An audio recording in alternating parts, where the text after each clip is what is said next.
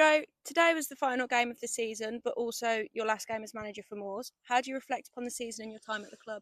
Well, it's been difficult, the past couple of weeks, but we leave looking at the collective picture of what we've achieved, I suppose, since we've been here. And the most important thing is that we leave a team who is a professional team with everything that they do it with high standards.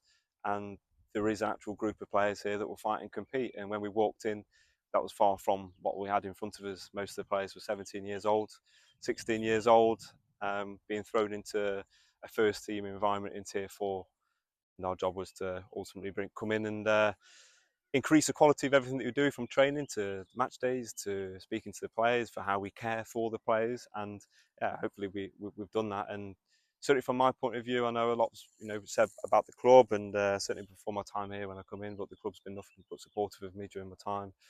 You guys, from the football club to the foundation to everybody, really, I've really enjoyed working for Solihull Moors and representing them. It's been 2 years that I look back on fondly in years to come, and ultimately we can go away proud, having the job that we've done. But I suppose personally from me, obviously I want to thank you two for being there every step of the way in terms of the interviews. We've probably done 30 to 40 interviews over the last 2 years, so that's an awful amount of time that you've had to spend with me, asking me questions and sometimes not always getting it right.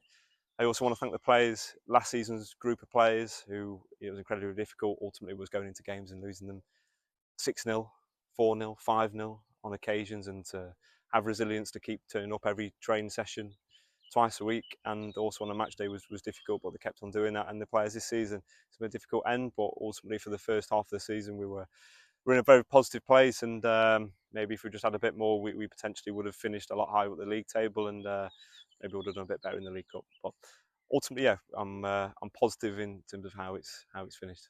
Thank you, Joe.